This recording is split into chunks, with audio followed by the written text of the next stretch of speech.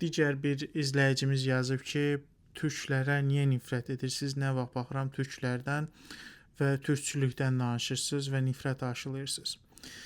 Gözəl qardaşım, olmayan bir millətin mən nəyinə nifrət eləyim? Olmayan bir mədəniyyətin, olmayan bir siyasi cəryanın nəyinə nifrət edim? Türkçülük, türk adı ilə bizə sığınanlar əslində, yəni olmayan bir şeylərdir. Əsl türklər qalıbdı Orta Asiyada. Monqolistan, Orta Asiya çöllərində. Onlar türkdülər. Onlarda amma türkçülük məsələsi yoxdur. İndi də Türkiyənin Azərbaycanın tırqası ilə yaradılır. Həmçinin türkçülük məsələsinə baxın. Qardaş, türkçülük mənə nə təklif edir? Bax, 30 ildir hakimiyyətdədirlər bunlar. Türkmənistana baxın, Azərbaycana baxın, Türkiyəyə baxın. Milyardlarla pul yatırılıb. Qazı var, nefti var. Birinin Avropanın ən böyük, dünyanın ən böyük, ən önəmli boğazları ondadır Türkiyənin. İnsan potensialı nə qədər istəsən var. Birində 70 milyon, birində 10 milyon, birində 15 milyon. Yəni bu ölkələr dünyaya nə verib? Bu ölkələr, yəni dünyanı buraxıb öz insanına nə verib? Türkçülük nə təklif edir? Hər hansı bir mədəni cəriyandırmı? Hər hansısa bir iqtisadi cəriyandırmı?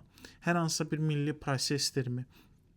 Bu nədir ümumiyyətlə? Yəni bunu siz özünüzə sual verməlisiniz. Mən türkçülükdə cəlbedici heç nə görmürəm. Mən gedirəm Norveç nağılını oxuyuram, gedirəm Amerikan filminə baxıram, gedirəm İranın tarixini oxuyuram və mənə çox maraqlı gəlir bunlar. İçində iş bişirəm, yəni həqiqətən mənə çox maraqlı gəlir bunlar.